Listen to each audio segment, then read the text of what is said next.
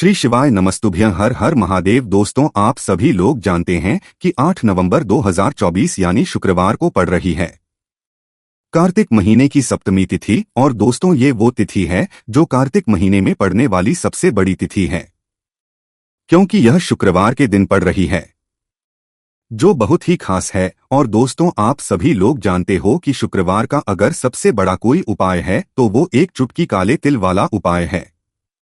तो इस शुक्रवार के दिन आप लोगों को इस एक चुटकी काले तिल वाले उपाय को जरूर करना है। बहुत सारे लोग होंगे जिन लोगों ने इस उपाय को ना किया हो, मतलब पूरा साल निकल गया, उन्होंने किसी भी दिन इस एक चुटकी काले तिल वाले उपाय को ना किया हो। पर दोस्तों, आपके पास एक आखिरी मौका बचा हुआ है जो कि 8 नवंबर के दिन है। तो इस दिन आप लोगों को इस वाले उपाय को जरूर कर लेना है। भले ही आपने पूरे साल भर इस उपाय को ना किया हो, पर अगर आपने इस महीने की सप्तमी तिथि के दिन अगर इस वाले उपाय को कर लिया तो आपको इस उपाय को करने का वो फल मिलेगा जिसकी आपने कभी कल्पना भी नहीं करी होगी। इसीलिए आप लोग इस वाले उपाय को एक बार जरूर कर लेना, ताकि आप लोगों के हाथ से ये मौका ना जा सके और आपको इस उपाय को करने का फल मिल सके। दोस्तों, यह उपाय पंडित जी ने अपनी अभी की ही शिव महापुराण की कथा में बताया है, जिस उपाय को आज हम आपको बहुत अच्छे से समझाने हैं। इस वीडियो को देखने के बाद इस उपाय को समझने के लिए आपको कोई और वीडियो को देखने की जरूरत नहीं पड़ेगी। तो चलिए दोस्तों, उपाय को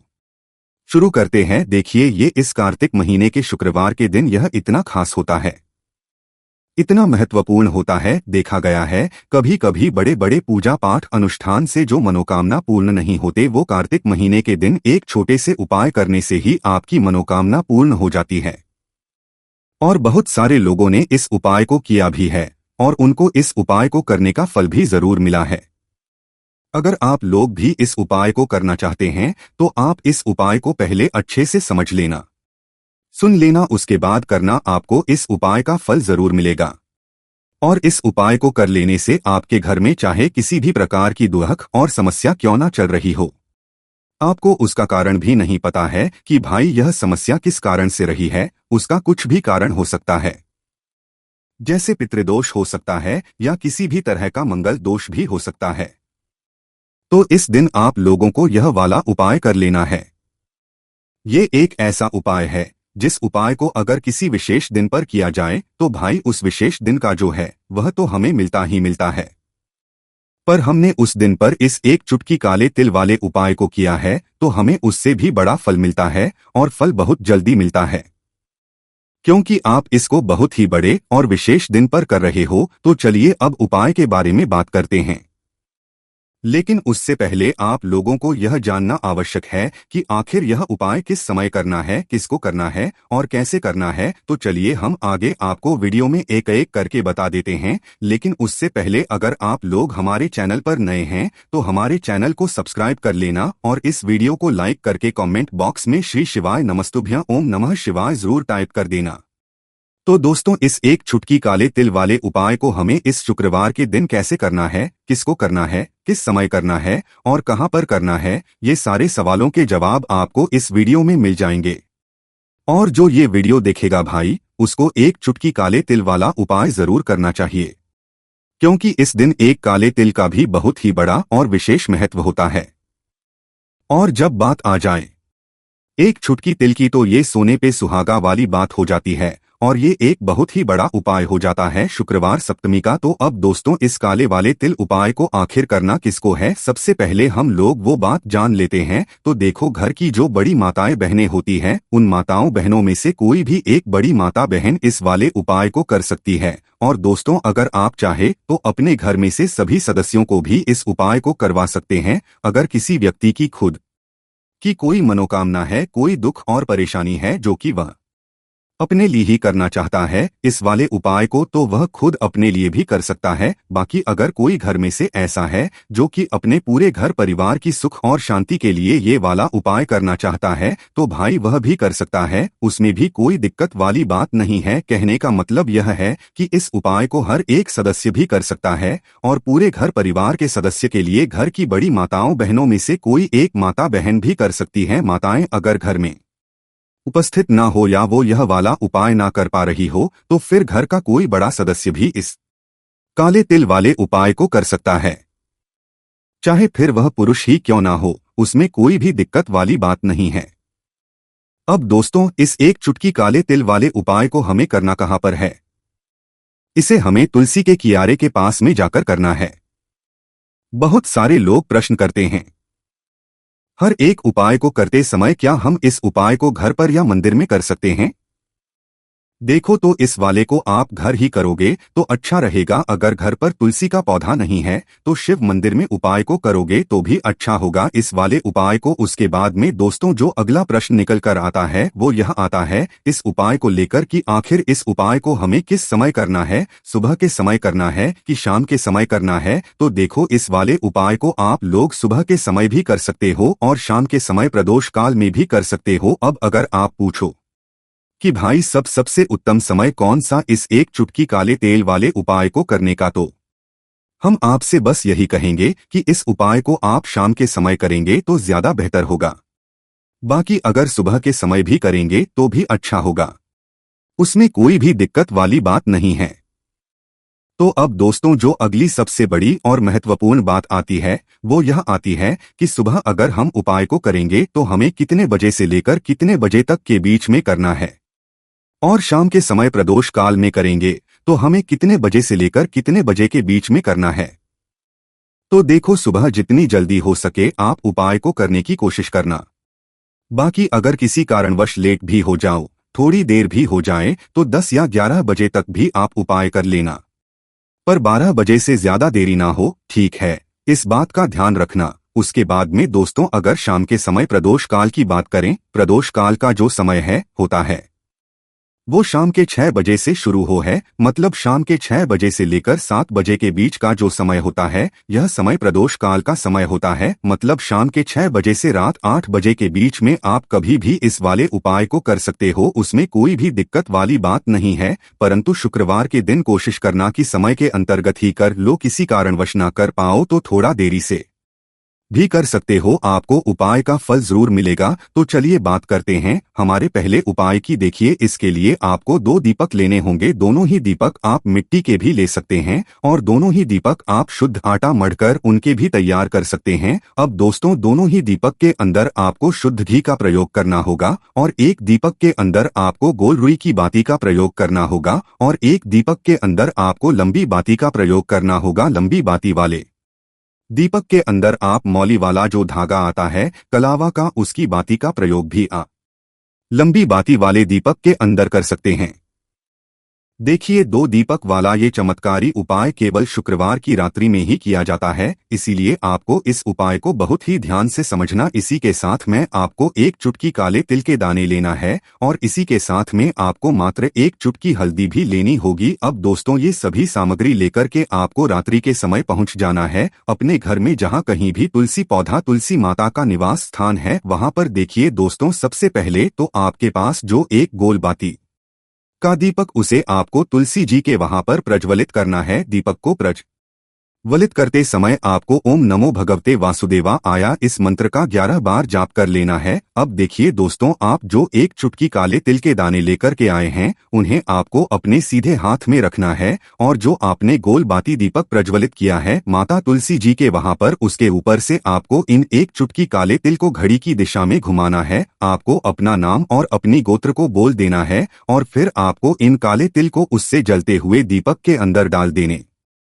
है। देखिए, काले तिल भगवान विष्णु के पसीने से उत्पन्न हुए हैं और जब भी हम यह दीपक रात्रि में प्रज्वलित करते हैं तो इससे हमें हमारे कर्ज में राहत मिलती है, जीवन में धन प्राप्ति के नए नए मार्ग खुलते हैं। हमारा अगर कोई भी कार्य रुका हुआ है तो वह भी परिपूर्ण होता है। देखिए, गोल बाती का जो दीपक है विशेषकर हम माता तुलसी के वहां पर भगवान विष्णु और माता लक्ष्मी के निमित्त प्रज्वलित कर रहे हैं। इस प्रकार से आपको ये दीपक प्रज्वलित कर देना है। अब जो आपके पास लंबी बाती का दीपक है, एक चुटकी हल्दी है, तो इससे आपको लेकर के पहुंचना है अपने घर के मंदिर में। आपके घर के माता लक्ष्मी की जो भी प्रतिमा की मूर्ति है उनके सामने सबसे पहले तो आपको ये लंबी बाती का दीपक रखना है। फिर आपको दीपक को प्रज्वलित कर देना है। दीपक को प्रज्वलित करते समय आपको ओम महालक्ष्मी इस मंत्र का जाप करते रहना है। अब दोस्तों, आपके पास जो एक चुटकी हल्दी है उसे आपको अपने सीधे हाथ में रखना है और इस एक चुटकी हल्दी को आपको उस दीपक के ऊपर से 11 बार घड़ी की दिशा में घुमाना है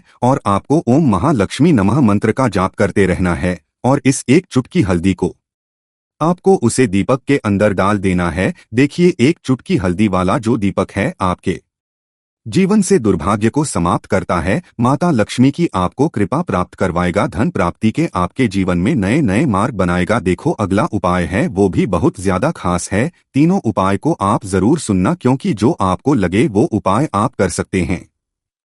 देखिए, इस उपाय के लिए आपको 2 हरी इलायची लेनी होगी। हरी इलायची आपको साबुत लेनी है, खंडित नहीं होनी चाहिए। और इसी के साथ में आपको मात्र थोड़ा शहद लेना है। शहद आपको मात्र आधा चम्मच या फिर उससे भी कम ले लेना है। और इसी के साथ में आपको एक दीपक ले लेना है।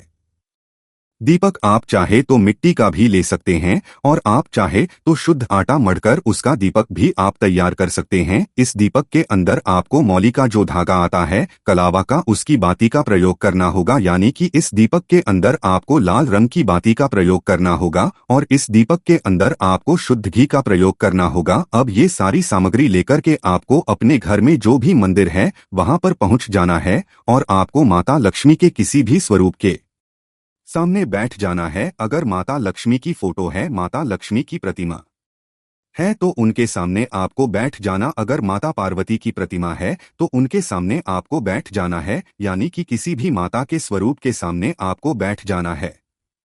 अब देखिए, सबसे पहले तो आपको माता रानी के सामने सी चावल की ढेरी बना देनी है, यानी किसी अक्षत के दाने आपको माता रानी के सामने रखना है। उसके बाद आप जो एक दीपक लेकर के गए हैं उस दीपक को आपको उन्हीं चावल के दानों के ऊपर रख देना है और फिर इस दीपक आपको माता रानी के सामने प्रज्वलित कर देना है। देखें, इस दीपक को प्रज्वलित करते समय आपको ओम महालक्ष्मी नमः इस मंत्र का लगातार जाप करते रहना है। दीपक को प्रज्वलित करने के बाद आप जो 2 हरी इलायची लेकर के गए हैं उसमें से एक हरी इलायची को तो आपको उसी दीपक के अंदर डाल देनी है और वहीं पर आपको कम से कम 21 बार ओम महालक्ष्मी नमः इस मंत्र का जाप कर लेना है। अब आपके पास जो शहद है और एक इलायची है उसे सीधे आपको लेकर के पहुंच जाना है।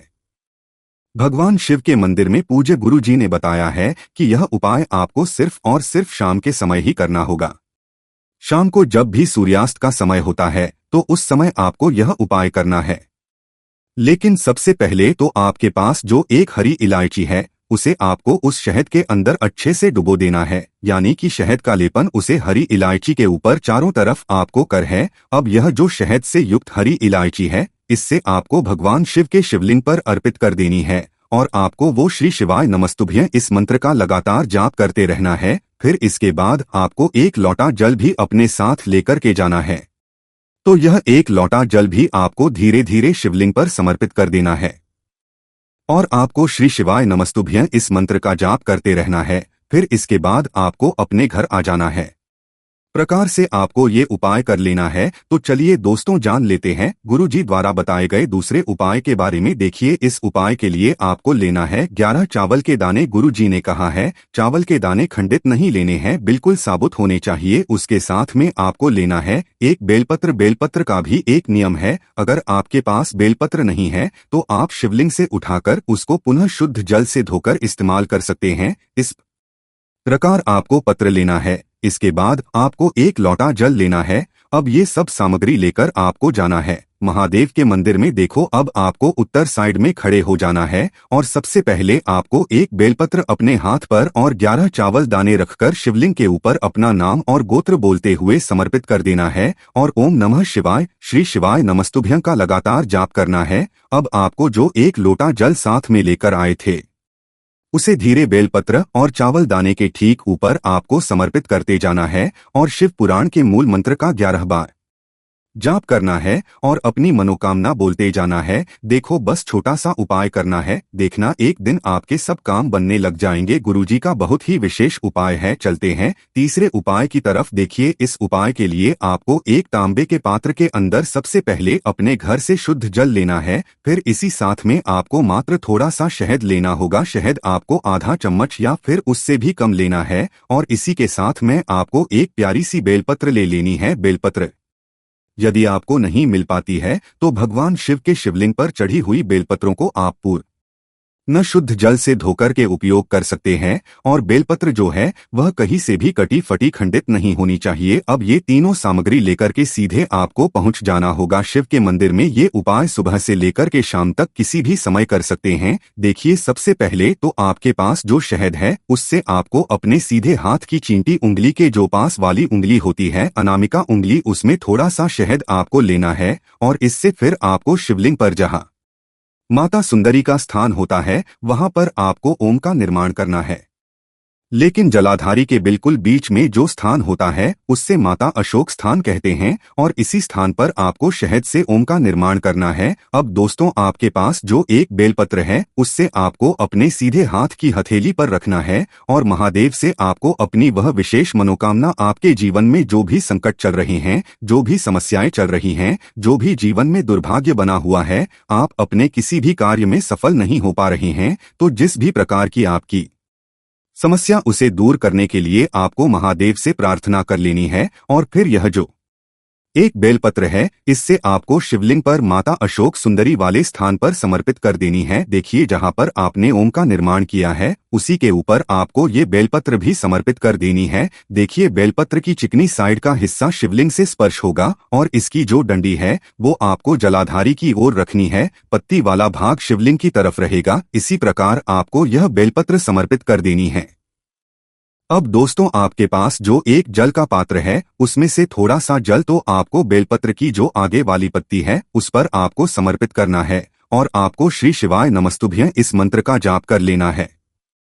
फिर उस पात्र के अंदर जो जल बचेगा उसे पूरा आपको भगवान शिव के शिवलिंग पर धीरे धीरे समर्पित करते जाना है, और लगातार आपको शिव महापुराण के मूल मंत्र श्री शिवाय नमस्तुभ्यं इस मंत्र का जाप करते रहना। गुरुजी ने कहा है कि जल आपको इतने धीरे धीरे समर्पित करना है कि जल समर्पित करते हुए आप कम से कम 11 बार श्री शिवाय नमस्तुभ्यं या फिर ओम नमः शिवाय इस मंत्र का जाप कर सके। फिर इसके बाद वापस आपको अपने घर आ जाना है। इस प्रकार से आपको ये उपाय कर लेना है। आप देखेंगे कि आपकी सभी मनोकामनाएं अवश्य ही पूरी होंगी। ये उपाय आपको अवश्य करने हैं। दोस्तों, आप सभी लोग जानते हैं कि 8 नवंबर 2024 यानी शुक्रवार को पड़ रही है कार्तिक महीने की सप्तमी तिथि। और दोस्तों, यह वह सप्तमी तिथि है जो कार्तिक महीने में पड़ने वाली सबसे बड़ी तिथि है, क्योंकि यह शुक्रवार के दिन पड़ रही है, और इसका बहुत ही बड़ा और विशेष महत्व होता है। पूज्य गुरु जी ने कहा है कि अगर कभी भी मौका लग जाए और कार्तिक महीने की शुक्रवार सप्तमी तिथि को पड़ जाए तो आप लोगों को एक चुटकी हल्दी वाला उपाय तो अवश्य ही करना चाहिए।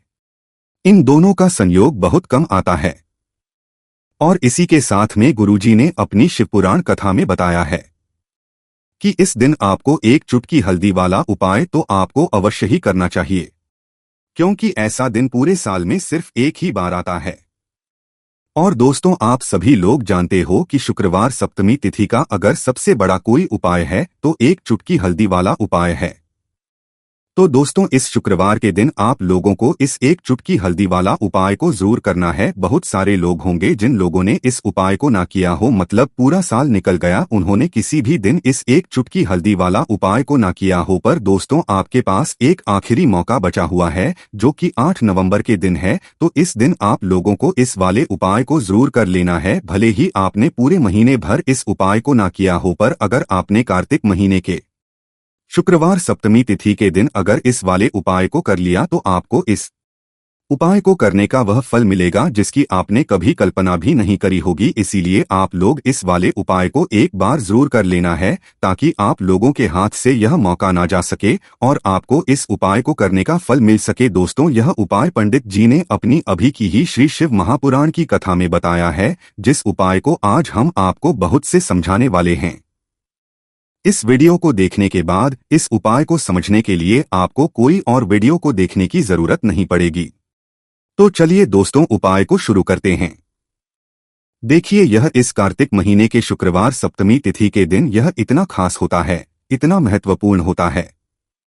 देखा गया है कभी कभी बड़े बड़े पूजा पाठ अनुष्ठान से जो मनोकामना पूर्ण नहीं होते, वह कार्तिक महीने के शुक्रवार सप्तमी तिथि के दिन एक छोटे से उपाय करने से ही आपकी मनोकामना पूर्ण हो जाती है। और बहुत सारे लोगों ने इस उपाय को किया भी है, और उनको इस उपाय को करने का फल भी जरूर मिला है। अगर आप लोग भी इस उपाय को करना चाहते हैं तो आप इस उपाय को पहले अच्छे से समझ लेना, सुन लेना, उसके बाद करना। आपको इस उपाय का फल जरूर मिलेगा और इस उपाय को कर लेने से आपके घर में चाहे किसी भी प्रकार की दुख और समस्या क्यों न चल रही हो, आपको उसका कारण भी नहीं पता है कि भाई ये समस्या किस कारण से चल रही है।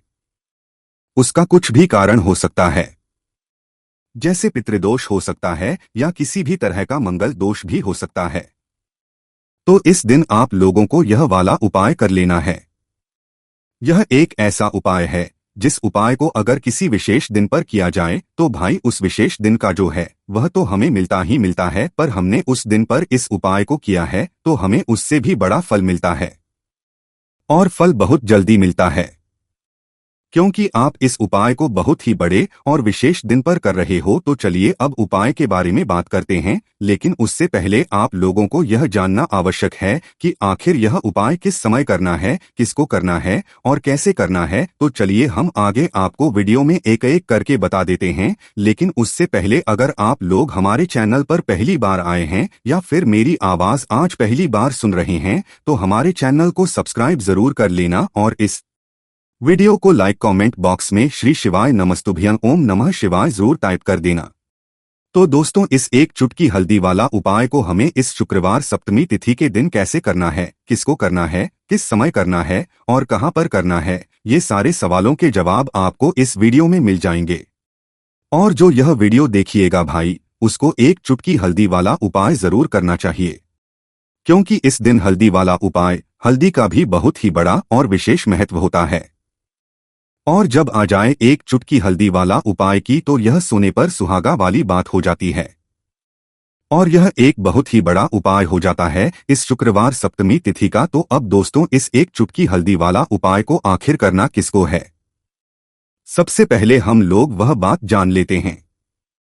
तो देखो, घर की जो बड़ी माताएं बहनें होती हैं, उन माताओं बहनों में से कोई भी एक बड़ी माता बहन इस वाले उपाय को कर सकती है।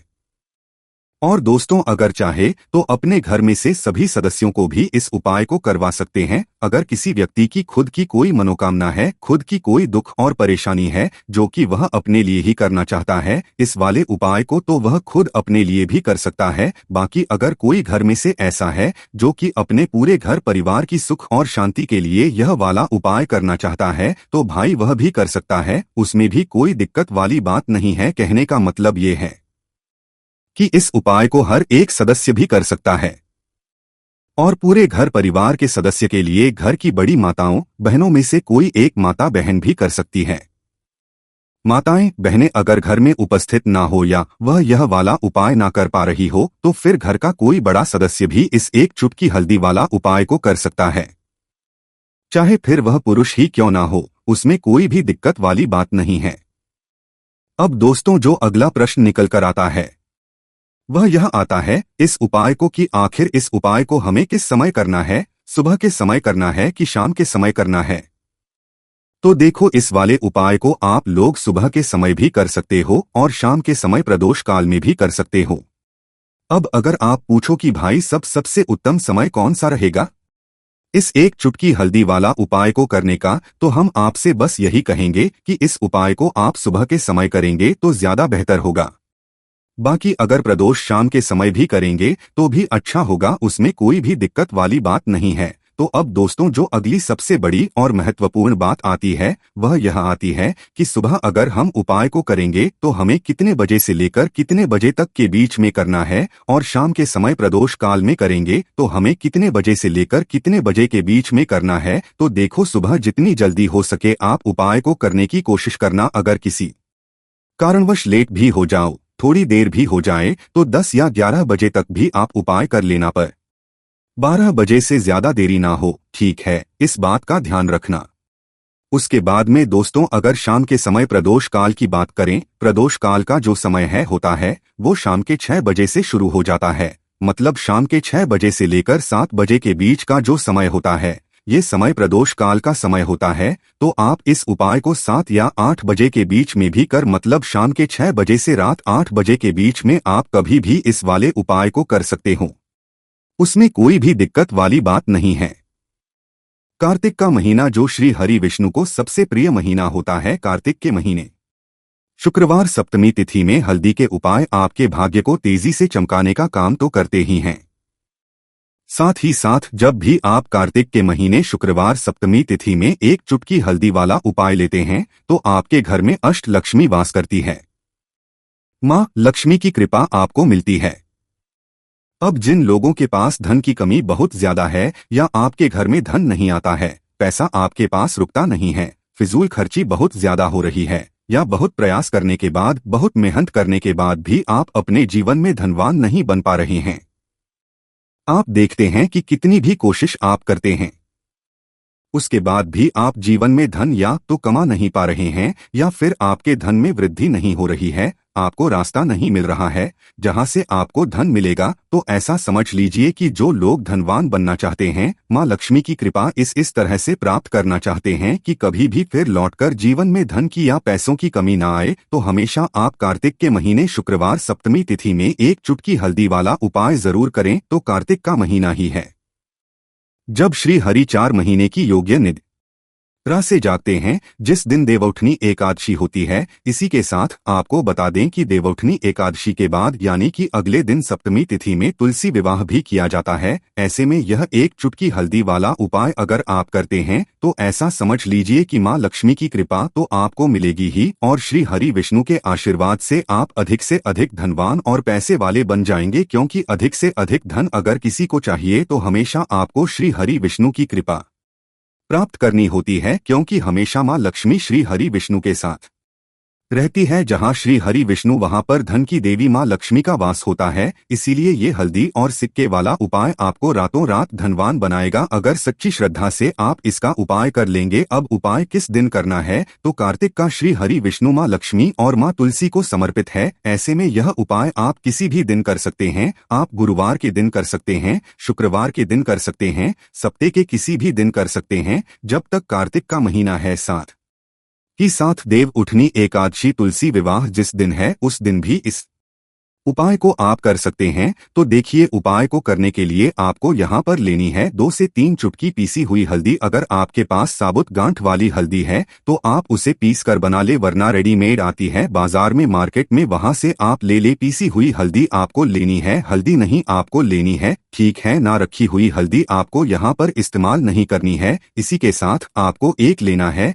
सिक्का। अच्छा सिक्का जो आप लेंगे वह 1 का भी ले सकते हैं, 5 का सिक्का भी आप यहाँ पर ले सकते हैं। अब आपको क्या करना है, जो भी सिक्का आपने है उसे आपको अच्छे से सर्फ या साबुन से साफ कर लेना है। अब एक देसी घी का दीपक आपको तैयार करना है, गोल बाती का, और ये सारी चीजें लेकर घर के मंदिर में बैठ जाना है। थोड़े से अक्षत ले लेंगे, ठीक है ना। एक प्लेट के अंदर पहले चावल यानी अक्षत रख लेंगे, उसके ऊपर आपको ये सिक्का रखना है और जो पीसी हुई हल्दी आपने ली है, इस हल्दी का आपको थोड़ा सा जल डालकर गाढ़ा गाढ़ा घोल बनाना है। और इस हल्दी का लेप यानी कि जो आपने हल्दी ली है पीसी हुई, उसका जो गाढ़ा गाढ़ा घोल है, ज्यादा पानी नहीं डालेंगे, वो आपको इस सिक्के के ऊपर लगाना है, या फिर आप सिक्का उसके अंदर डुबा दें और फिर उस सिक्के को लें। अब उस सिक्के के ऊपर अच्छे से हल्दी लग गई, फिर वो सिक्का आपने चावल के ऊपर रख देना है। एक ही तरफ हल्दी लगाएंगे, दोनों तरफ सिक्के पर हल्दी नहीं लगानी है, ठीक है ना। सिक्का आपने चावल के ऊपर रख दिया। अब आपको क्या करना है